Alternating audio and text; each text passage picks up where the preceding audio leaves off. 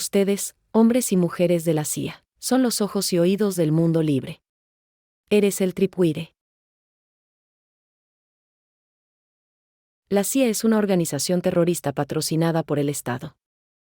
No ves a las personas como seres humanos, no son más que piezas en el tablero de ajedrez. La discreción en este trabajo es esencial. Logros y triunfos rara vez se publicitan. A menudo se publicitan las deficiencias y fracasos. Nadie realmente sabe todo lo que hace la CIA. Casi tienen carta blanca, y tienen una enorme cantidad de dinero.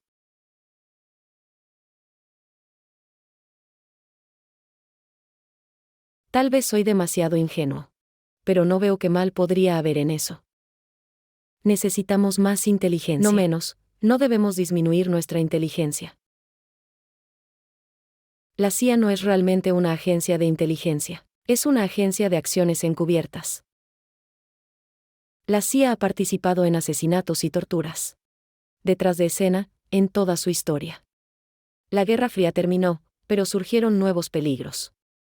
La ventaja decisiva. La inteligencia de Estados Unidos garantiza la seguridad de este país, por lo tanto, tan importante como siempre.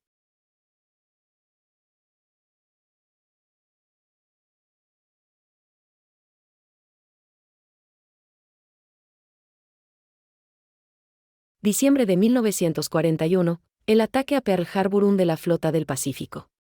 La inteligencia militar está en ruinas. El ataque matutino se convierte en el crisol en el que nace la cultura espía moderna. Una nueva generación de soldados estadounidenses entró en el vacío. Los espías y guerreros encubiertos del OSS. Lucharon contra japoneses y alemanes tras las líneas enemigas. En un submundo de sabotaje y guerra psicológica. Entrenaron y lucharon con guerrilleros locales en selvas desconocidas. Con solo un mandamiento: no te atrapen. Acércate. Quiero hablar contigo de nuevo. Tengo una historia aún más asombrosa que contar, casi increíble, envuelto en el misterio de las formas orientales. Misterioso siniestro. Malditos japoneses. Era una época más sencilla. Cuando los enemigos de la nación eran claros.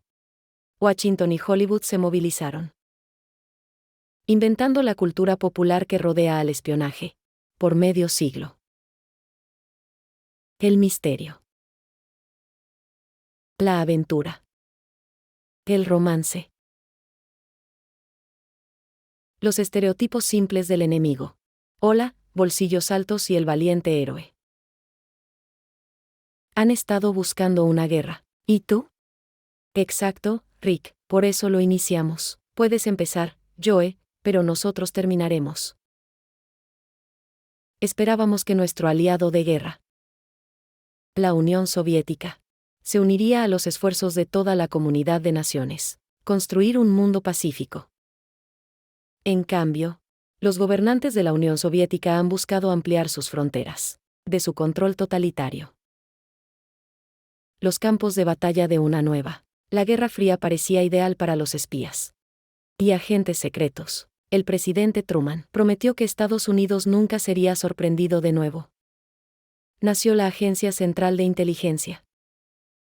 Se consideraba el Cadillac de las agencias gubernamentales, y principalmente contrataron DUM. Creo que las universidades. El costo de la libertad siempre es alto, pero los estadounidenses siempre lo han pagado. Y un camino que nunca elegiremos. Y ese es el camino de la rendición o sumisión. El público acogió el manto de secretismo. La CIA se envolvió en sí misma. El gobierno no sabía que trabajaba para él. Me dijeron que no contara a nadie, ni a mi madre, ni a mis hijos les conté. Mi esposa no sabía lo que hacía. ¿Quiénes eran estos agentes y qué hacían en Guatemala e Irán? Como patriotas estadounidenses de barrios de Main Street, enredarse en el derrocamiento de gobiernos extranjeros. ¿Qué hacían en lugares como Ecuador y Vietnam, donde la CIA organizó tortura y asesinatos? Estas son las historias de exagentes que se atrevieron a desertar de la CIA. Estaba tan desilusionado con mi país. porque creí que era como mi país. ¿Correcto o incorrecto? Pero mi país estaba equivocado muchas veces. He perdido mi ciudadanía de primera clase, probablemente he perdido el respeto de muchos amigos, he ganado muchos enemigos. Creo que los miembros de la CIA, algo así como yo, que abandonamos y contamos nuestras historias. Es un proceso muy doloroso, pero creo que están sintiendo. Que están haciendo un deber superior, si se quiere.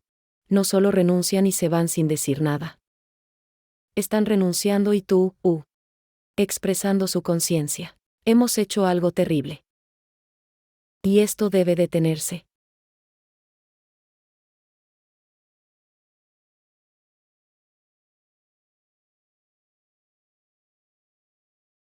Jugué 4 años de fútbol en la Universidad de Notre Dame. Y fuimos invictos durante los 4 años. 3 campeones nacionales, y yo era el tackle derecho del primer equipo. Entonces, una vez, al ser cortado del equipo de Green Bay Packers, la agencia me reclutó, y me pregunté por qué me reclutaron, pero Cuando llegué a la gente, me dirigí a Washington. Descubrí que la mayoría de mis compañeros eran descartados de la NFL. Fui a una entrevista en el juzgado de Chicago, por un hombre que no se identificó, o la agencia, que él estaba reclutando para Él dijo que lo que haría sería luchar contra el comunismo. 800 millones de personas, un tercio de la humanidad, viven bajo la tiranía comunista, sin los derechos divinos de libertad y dignidad humana. Por supuesto, en ese periodo específico de 1952, esto forma parte de nuestra vida cotidiana y dije sí, quería mucho ser parte de ello, estoy muy orgulloso de ser parte de ello. Mi carrera en la agencia. Empecé en 1952 y estuve en la agencia hasta 1977. En los 25 años completos, fui director de operaciones o también conocido como el Departamento de Trucos Sucios. Mi segunda gira en Tailandia fue probablemente la más importante, donde fui asignado a trabajar con la Policía Provincial, que es una fuerza policial nacional de 50.000 hombres en desarrollo, en un esfuerzo por contrarrestar la creciente incertidumbre y recopilar inteligencia sobre esa insurgencia. El programa consistía en entrevistar o interrogar a todos en el pueblo, de más de 12 años. Y en el proceso, descubrimos que el partido taiwanés era mucho más grande, mucho más activo, mucho más efectivo de lo que se había reportado antes. Mis informes iniciales recibieron elogios, reconocimientos de todos. De repente, el programa se cerró y me mandaron a casa. No entendí esto. Ahora entiendo por qué no querían que se informara. Porque si reconocen que el Partido Comunista en Tailandia consistía de miles de aldeanos organizados, entonces tendrían que haber dicho la misma verdad sobre el movimiento comunista en Vietnam cuando la fuerza del movimiento comunista allí era de millones. Y si alguna vez lo hubiéramos admitido, habría sido solo solución a lo que sucedía en Vietnam, es para cerrar, la guerra y volver a casa, no podíamos ganar. Hombres de la 101ª División Aerotransportada aterrizan en Cam Ranh Bay. La inteligencia sobre Vietnam se manipuló para apoyar la guerra en curso. Y noté que la situación en doctrina. La inteligencia era universal. Ahora, estos refuerzos se dirigen al lugar donde se supone que está la acción. De acuerdo a la política actual, el énfasis está en el combate directo, no en el servicio de asesoría. Dondequiera que la agencia tuviera un papel de acción encubierta o de política para implementar. Su inteligencia estaba distorsionada, creado para respaldar esa política. En muchos casos, no era más que ficción.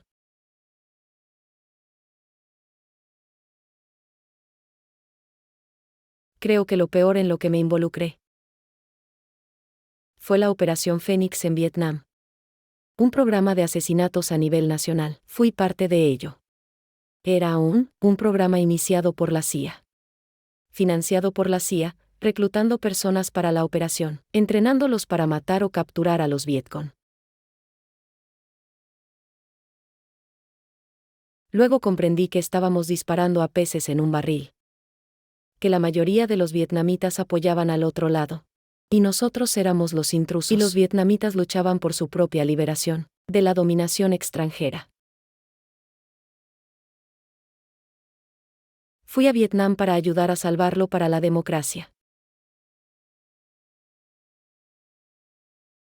Y al ver fotos de niños bombardeados. Entonces bombardearon y quemaron con operaciones. Esto me causó un tremendo trauma. Por varios meses, contemplé el suicidio como mi única salida. Esto. Por supuesto, esto nunca sucedió. Finalmente superé ese esfuerzo y pensé: ¿qué hago con mi conocimiento? Es intentar llevar este conocimiento al pueblo estadounidense, para que no haya más Vietnams. No habrá más abusos. Desde entonces, he dedicado mi vida a desenmascarar la agencia. La CIA lo llamó un analista con pocos pares. Al salir de la CIA, este hombre escribió un libro al respecto llamado Enfermedades Mortales. Y ahora, ha compilado una única base de datos sobre el tema. Llamada a la base CIA, por favor. Una cálida bienvenida para Ralph McGee. Siento que hago lo que debo hacer. En cierto sentido, estoy feliz. No estoy feliz en el sentido de que ninguna cantidad de críticas a la agencia, ninguna revelación de sus acciones. Ninguna cantidad de sucias acciones. La exposición de las debilidades de la agencia ha debilitado a la CIA. Pero siento que en algún momento todo esto impactará. ¿A qué? Conciencia del pueblo estadounidense, y en ese momento, habrá un ataque a la CIA. Me considero un buen espía. Me asignarían el nombre de un estudiante, o un profesor o un asistente de enseñanza, y trataría de entablar una relación con esa persona, y tratar de hacer que me digan. Declaraciones sobre la participación de Estados Unidos en Vietnam y el sudeste asiático. Debía infiltrarme en grupos estudiantiles para obtener copias de propaganda. Horarios de reuniones, carteles de protestas. Este tipo de cosas, Tu espía amigable en el campus. La emoción surgió al ser contratado. Me dijeron que era muy especial, y jugué con mi patriotismo. Mi ego, mi masculinidad. Todo ocurrió hace casi 30 años, este mes, que era un senior en el campus de la Universidad Estatal de Iowa, listo para obtener mi título en Ingeniería Aeroespacial, y preguntándome qué haría. Ante el aumento de la participación de la nación en el fango, estoy a punto de. Hubo manifestaciones antiguerra en campus universitarios y en ciudades de Los Ángeles a Washington. Las quemas de tarjetas de reclutamiento se generalizaron y el grito de «no, nunca» se hizo común. No iremos fue el lema de la generación de protesta. Fue entonces cuando la CIA apareció en el campus y comenzaron la mayor operación ilegal doméstica de la historia. Llamado Caos, el FBI. Pensé que manifestación de estudiantes contra la guerra de Vietnam, se manipulaba y financiaba desde el extranjero. El presidente Johnson no lo creyó. Entonces, él autorizó a la CIA. La CIA inició una operación encubierta ilegal en el país. Y me convertí en los ojos y oídos de la CIA. En el campus de la Universidad de Iowa. Universidad Estatal de Iowa. Las oportunidades están aquí. Inicié archivos sobre estudiantes que me interesaban. Incluso sin el conocimiento de la CIA. Había una joven que me llamó la atención en el campus. Intenté salir con ella, pero se negó. Inicié un expediente sobre ella, y eso fue personalmente para mi beneficio. Lo hice durante mi último año y al graduarme. Pensé que mis responsabilidades. La agencia terminaría cuando me fuera a trabajar. De McDonnell Douglas en San Luis. Pero no salió como esperaba, y finalmente, me asignaron a Canadá. Fingiendo ser un ingeniero anti-Vietnam. La agencia sabía que Fidel recorrió la isla. Y construyó pequeñas presas. De hecho, él quería 2 temporadas de crecimiento al año. Necesitaban a alguien para ver las nubes, para que lloviera y pudiera almacenar el agua. Y ahí estaba mi especialidad. Habiendo sido un aficionado a los cohetes y un ingeniero aeroespacial, conoce todas estas cosas buenas. Los cubanos creyeron en mis credenciales. Realmente no había otra opción de llevar a un estadounidense allí. Después de la crisis de octubre de 1962, Kennedy afirmó que no invadiríamos físicamente la isla si Khrushchev quitara los misiles balísticos. Por lo tanto, Estados Unidos estaba congelado en una política de intentar derrocar a Castro desde adentro, lo que implicaba perturbar la vida cotidiana del ciudadano cubano, haciendo todo lo posible para sabotear la economía, para desacreditar la revolución. Una forma de lograrlo, por supuesto, era intenta controlar la cantidad de alimentos que entra a La Habana para su distribución al público. ¿Y si pudiéramos hacer eso pinchando los neumáticos de un camión con tomates para el mercado? ¿O si podíamos causar una camioneta llena de cualquier cosa? Cebollas, frutas frescas o carne. Para que se pudra, sea robado o contamine en el camino. Al llegar a la ciudad, lo hacíamos, y recuerdo un caso en particular. Una nueva escuela secundaria en el campo recibiría su suministro semanal de leche fresca. Y sobornamos al conductor del camión. Sabíamos dónde se detuvo para desayunar en su ruta. Queríamos que se tomara unos minutos extra para ponerle polvo de cemento a la leche. Declaramos guerra a los niños en la escuela. Esa no debería ser la política del gobierno de Estados Unidos. No ganas amigos ni influencias así, declarando guerra a niños y civiles inocentes. Un gran error, pero el gobierno ordena y participa en ello. Y el objetivo final de la CIA fue. El objetivo era incrementar el nivel de frustración, hasta el punto de provocar una revolución civil en Cuba. Derribarlo. Creo que desde el principio, tuve dudas sobre lo que hacía en Cuba. Y eso es porque, en general, no disfrutaba lastimar a la gente. Todos, y no conocía a los cubanos en ese momento. Entonces, me justificaba pensando que bien, esto era para el bien de mi país. Pero al conocer a la gente cubana, personalmente, y terminé casándome a un cubano, comencé a cambiar mi actitud hacia él rápidamente. Creo que lo más aterrador que me pasó en La Habana fue que la gente de la policía política me detuvo y me acusaron de espionaje, lo cual me llevó a hacer. Fue cuando la contrainteligencia cubana, de hecho, decidieron que ya habían tenido suficiente, y vinieron a mi casa y me detuvieron. Finalmente, fui arrestado y acusado de espionaje, incluso con un falso pelotón de fusilamiento, a pesar de todo el entrenamiento que había recibido, y todas las instrucciones que había recibido, que no te disparen. Podría ser juzgado, habrá mucha publicidad, podrías incluso estar en prisión un tiempo, al final, serás liberado y intercambiado. Olvidas eso al enfrentarte a los cañones de fusil. Y estás en un país extranjero sin representación diplomática. Misión y sin nadie que hable por ti. Tus rodillas temblan y perdes el control de la vejiga. Muy aterrador. La introspección es algo que todos disfrutamos, y solo desearía que pudiéramos. Podríamos invertirlo y usarlo como presagio, pero en retrospectiva, sí. Si pudiera retroceder y cambiar algo, tendría que retroceder 30 años, a 1965. En mi último año, rechacé la oferta del CI. Y arriesgarme con el draft. Y he seguido mi carrera de ingeniería. Sin duda, habría sido una vida mejor que la que tuve. Más que lo que tuve. No tendría los recuerdos que tengo. De las cosas que hice a personas y países. Todo en nombre de Estados Unidos y bajo su bandera.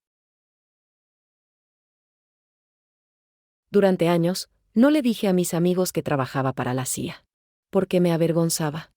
Ha coloreado mi vida, siempre lo hará. Es como una sombra que siempre cae sobre mi vida. Si aún digo algo en contra de ellos, me doy la vuelta preguntándome si me siguen.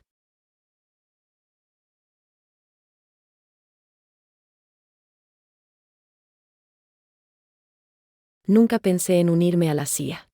Primero, pensé que probablemente no podría entrar, porque se consideraba el Cadillac de las agencias gubernamentales, y principalmente contrataban de creo que las universidades, y acababa de salir de la secundaria. Fui directamente a trabajar para la administración de veteranos, y en realidad, era él. El reparador de máquinas de escribir vino a arreglar mi máquina un día, y él dijo, sabes, no deberías trabajar aquí, deberías trabajar en un lugar mejor. Te someten a muchos exámenes, muchos. Quiero decir, cuando, al ingresar a esta bolsa de trabajo, hay, probablemente hay 2 o 3 semanas de exámenes que duran todo el día. Cada día y su prueba de IQ. La prueba de personalidad, las preguntas que más me molestaron. Fue cuando hice la prueba de polígrafo. Y en la prueba de polígrafo, te hacen preguntas muy personales. Me preguntaron si era virgen. Y tenía 18 años. Y pensé, ¿qué les importa si soy o no? Y me sentí bastante avergonzada, decírseles que lo era porque no creo que alguna de mis novias fuera. Me criaron muy estrictamente. Había pocas mujeres en CIA que no fueran secretarias.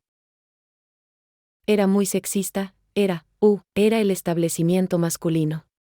El establecimiento blanco masculino. Pregunté varias veces por qué no había negros allí.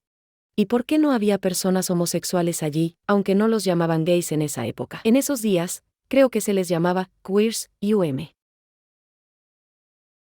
Y dijeron que los homosexuales no podían ser aprobados, porque podían ser chantajeados.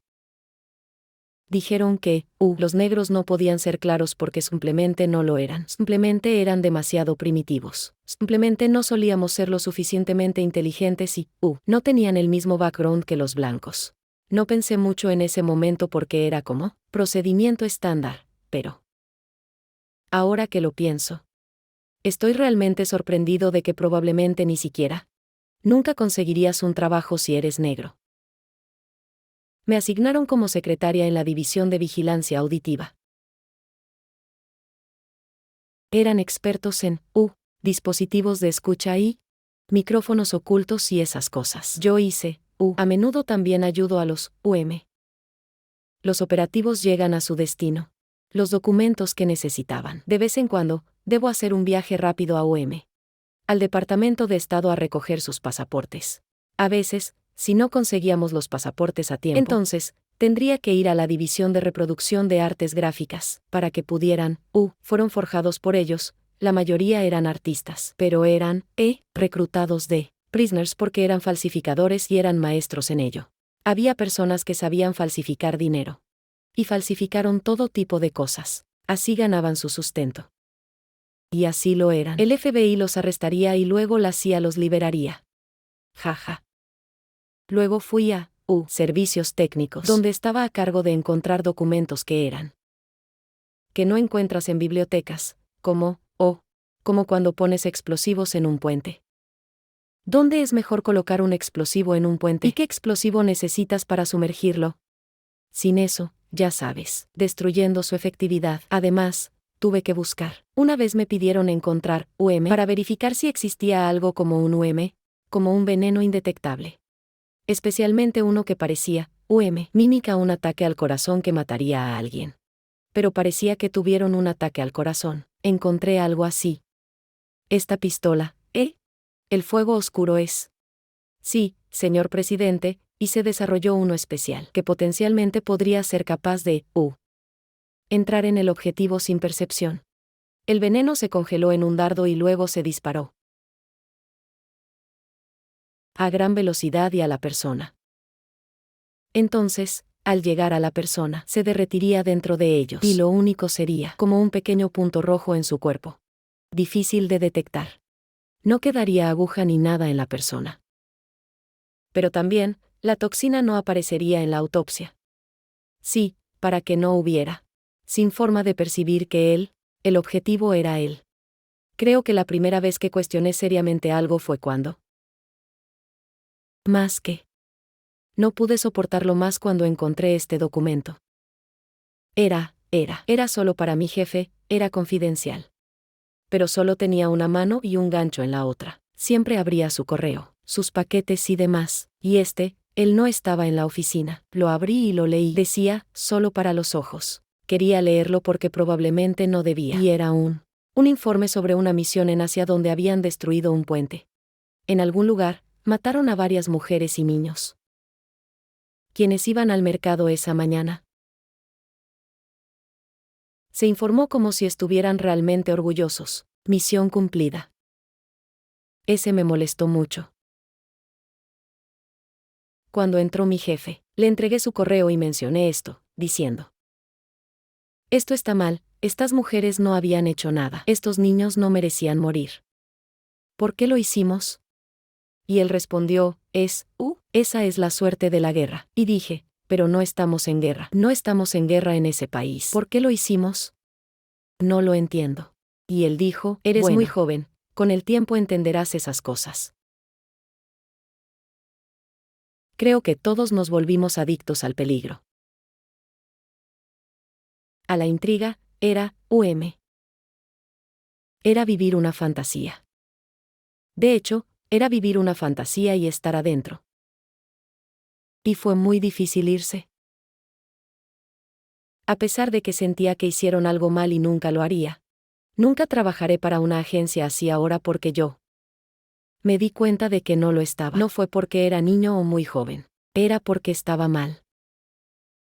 Pero, en ese momento, fue realmente emocionante. Después de eso, no hubo otro trabajo que pudiera tener. Nunca más en mi vida experimentaría algo tan emocionante, lo sabía. En este periodo en Ecuador, me involucré en diversas operaciones. Corría por aquí, corriendo por allí trabajando con la inteligencia policial y la inteligencia militar, falsificando documentos. Como provocaciones para encarcelar a personas. Dirigiendo un equipo de vigilancia. Era un equipo que seguía a las personas por las calles. Tenían comunicación radio con las furgonetas. Al principio fue muy emocionante. Tenías 25 años. De 26 a 27 años. Tenías esa sensación de poder. Lo cual es realmente intoxicante para un joven.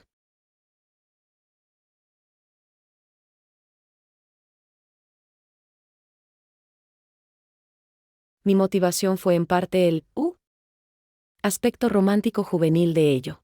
¿Cuál era la idea del trabajo secreto de De estar en el extranjero en culturas y comunidades extrañas. Pero también el patriotismo fue una gran motivación. Fue un periodo en el que, aún debíamos cumplir el servicio militar obligatorio y el draft me acechaba.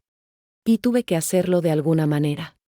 Y la CIA me dijo que, si no hubiera cumplido mi servicio militar, podría hacerlo, dentro del programa secreto con el Pentágono, y me convertiría en oficial, etc. Y pensé que eso podría ser más interesante que, lavando platos y pelando papas durante 2 años como recluta.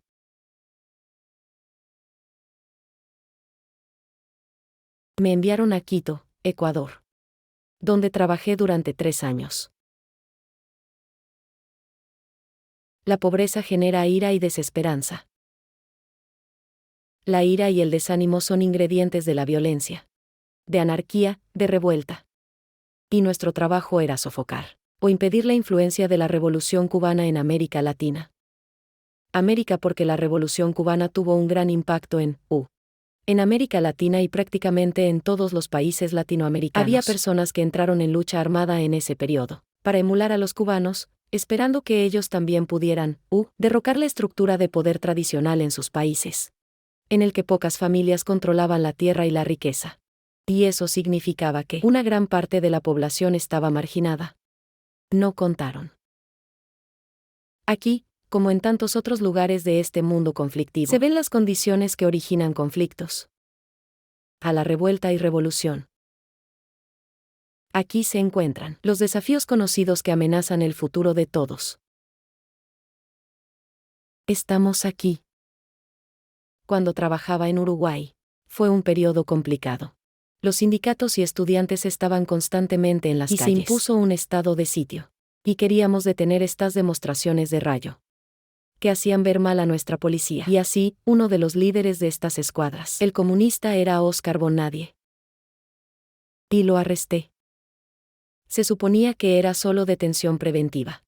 Pero esa mañana del domingo sabía que estaba arrestado y no sabía qué pasaba. pero estábamos sentados en la habitación, mientras el jefe de policía leía un documento que yo había escrito, atribuir todo esto, violencia, disturbios y huelgas a los soviéticos. Era falso, pero muy creíble como lo escribí, Luego, los sonidos comenzaron a resonar en las paredes, y era un sonido de lamento bajo, y me pregunté a mí mismo mientras sonaba cada vez más fuerte, y el jefe se sintió avergonzado, si era el tipo al que había mencionado, y me contó la historia de que sí, era Monaldi y que, uno de los policías más sádicos de alto rango, ordenó su interrogatorio y tortura, esa mañana de domingo, pero era un sonido horrible. Nunca lo olvidaré, es solo horrible escuchar eso, gimiendo, gruñendo y gritando, a través de las paredes. Empecé a cuestionar el trabajo. La emoción inicial de estar adentro. De tener este poder secreto de saber cosas que individuos y gobiernos intentan ocultar. Había desaparecido. Al llegar a México, ya tenía todas las razones políticas para irme. Conocí a una mujer estadounidense que vivía en México desde hace años. Ese sería octubre de 1967. Y en la cena, de repente, ella comenzó a criticar a Che Guevara. Porque acababan de matarlo. Fue capturado y ejecutado. Ese día salió en los periódicos. Y así, ella estaba furiosa. Empezó a hablar mal de esta asquerosa que asesinó al mejor esperanza para América Latina. En generaciones, le encantaba Che Guevara. Ella lo consideraba el hombre más maravilloso del mundo. Y yo estaba enamorado de ella, y ella de mí, y me dije mientras cenaba, «Wow, ¿qué voy a hacer?». Y así, el resultado es que ella fue el factor personal lo que realmente me llevó a decir que renuncio ahora.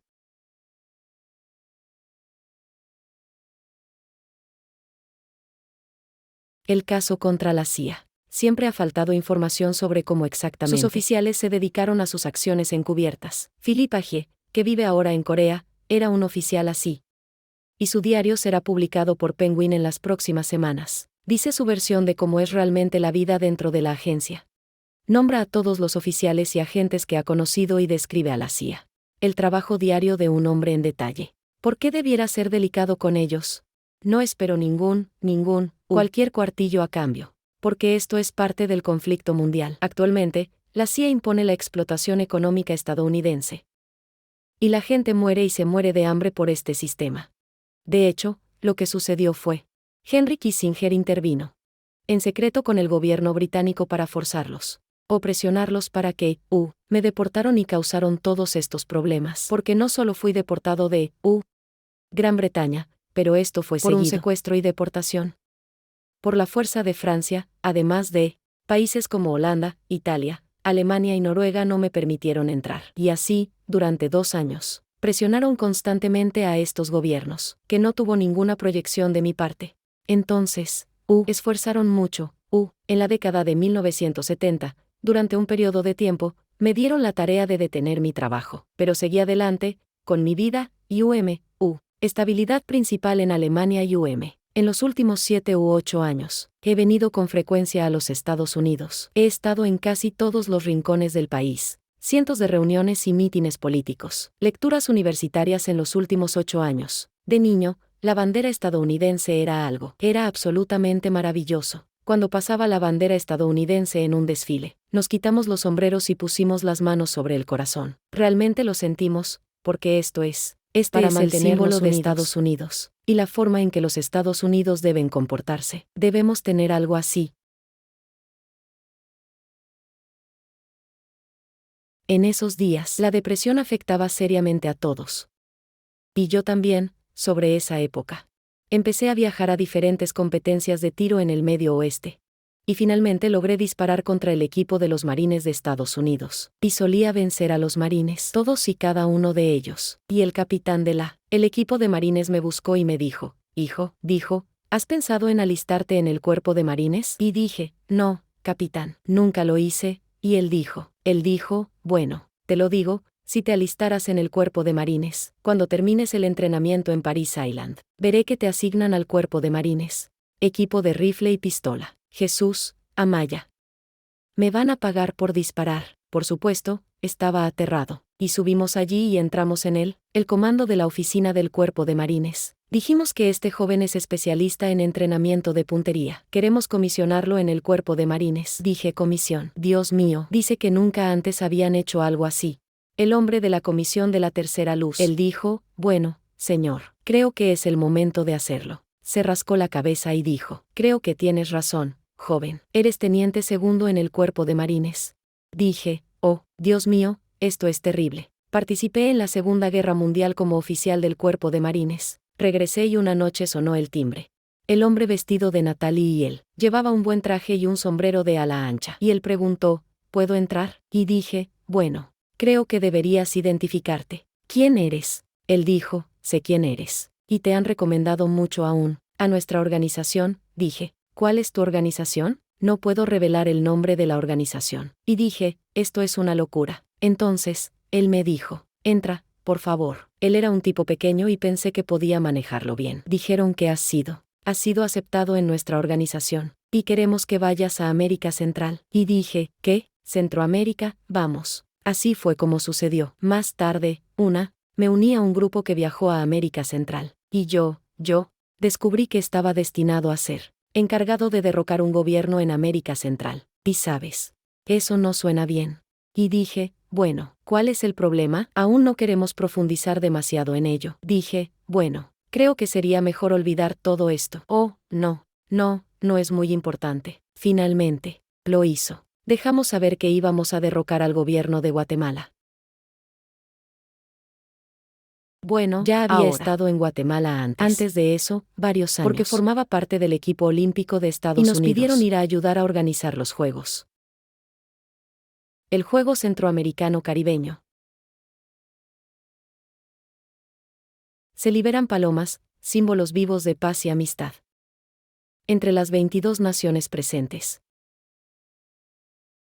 Conocía a la gente de allí. Conocía a este señor llamado Arbenz. La CIA quería que derrocara a mis amigos. Bueno. Explícame que esto es crucial para la seguridad de Estados Unidos. Cuando hacen eso, algo anda mal porque Estados Unidos es tan seguro. Nadie va a hacer nada al respecto. Entonces dije, bueno, está bien, lo haré. Organizamos un grupo de disidentes. Los guatemaltecos los armaron y entrenaron mínimamente. Y los envié a derrocar al gobierno.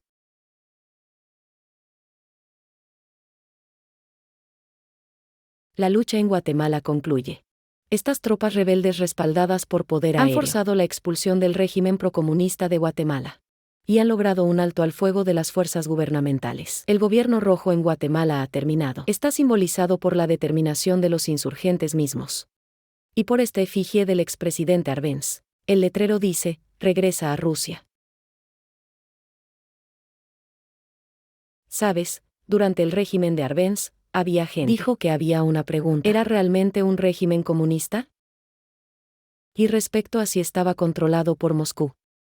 Aquí tenemos la prueba de que no había duda alguna. No hay nada. Rusia controla a todos los comunistas en el país, según el señor. En otras palabras, el régimen de Arbenz, no fue un gobierno guatemalteco.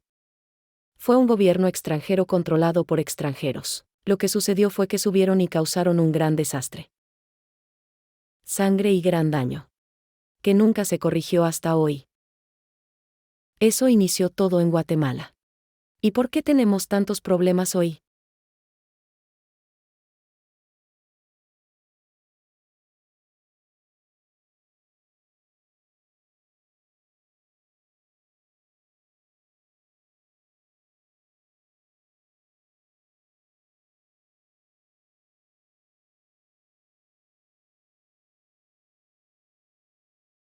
Lo único que se puede hacer, por supuesto, es trabajar con nuestro Congreso, porque todo lo que sucede en América Latina o en cualquier otro lugar del mundo comienza en nuestro Congreso. Mira, ¿estás a favor de matar a alguien que no conoces?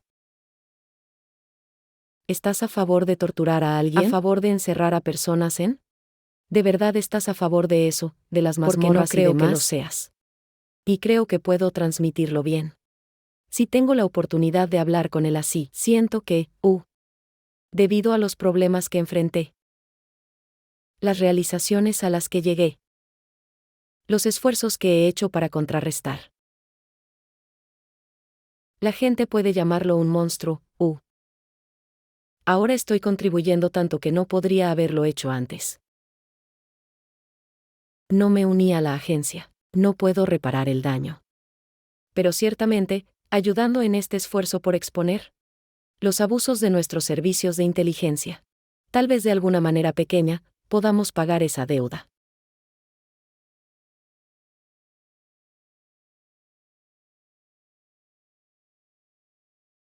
En una organización que valora lealtad y secretismo. Las confesiones públicas de estos exagentes ha sido difícil de tragar. Pero con las revelaciones de fallos y engaños de la agencia, la valentía para hablar se ha extendido de un agente a otro, acumulándose. Prometo hacer todo lo posible por la paz en América Latina. Muchas gracias. Algunos de nosotros hemos organizado este grupo de UNEX de Estados Unidos. Inteligentes y somos muy serios porque tenemos. Y debido a nuestra experiencia, creemos que debemos tener una cierta influencia en el Congreso y en el gobierno. Frank Church, el fallecido presidente del Comité Selecto del Senado para estudiar, La inteligencia concluyó que el COVID-19 era las operaciones eran realmente un disfraz semántico para chantaje, sabotaje y asesinato. Lo que Estados Unidos quería hacer, influir en otros países a su antojo. El Congreso ha presionado a la CIA de manera discreta para reformarse. Cientos de individuos que traficaban drogas, torturados y asesinados por la agencia. Recientemente, han sido eliminados de su nómina y se han creado comités de supervisión para supervisar las actividades de la agencia. Uno de mis mayores desafíos fue convencer a la CIA. Entender que podían realizar sus operaciones secretas. Al mismo tiempo que manteníamos al Congreso debidamente informado. No fue fácil superar esa dicotomía. Porque los de la CIA asumían que si le decías al Congreso, al día siguiente, todo estaba en los periódicos. No era realmente así. Pero también es cierto que muchos congresistas y senadores se convierten en miembros de un club secreto, si les dan acceso a la información. Entonces, se consideran parte del grupo, no lo comparten. A menudo, son cooptados en un sistema de secretismo. Eso contribuye a un gran escándalo de inteligencia. Cada 5 o 6 años. El gran problema de la Agencia Central de Inteligencia hoy es que no percibió el final de la Guerra Fría. Durante 25 años, informó todo lo que había que saber sobre la Unión Soviética, aceptando que se estaba derrumbando. La gran pregunta es si debemos abolirla. La inteligencia de armas la colocó en defensa. La inteligencia política la integra con el Departamento de Estado, donde el presidente debería buscar ese tipo de consejo. Y la información económica. Eso está abierto al público en todo el mundo. Pero hasta que el público estadounidense sepa cuánto el CIA gasta, no sabrá cuántos empleados tiene y qué hace en todo el mundo. Y saber cuántas personas tienen. Y lo que hacen en todo el mundo. La CIA seguirá tropezando con un papel romántico. Que ellos, se les atribuye a sí mismos y al pueblo estadounidense. Porque no sabemos nada al respecto. Creo que lo que está sucediendo ahora es que hay cada vez más información sobre la CIA. Saliendo con la libertad de información. Y algunas de las cosas desclasificadas que se han revelado. Estamos descubriendo muchas cosas. Y creo que el pueblo estadounidense dirá no. No podemos hacer eso, es inmoral. Es incorrecto, va en contra de todo lo que creo. No es patriótico, no es bueno. No es bueno ni para nuestro país. Sin duda, no es bueno para el mundo.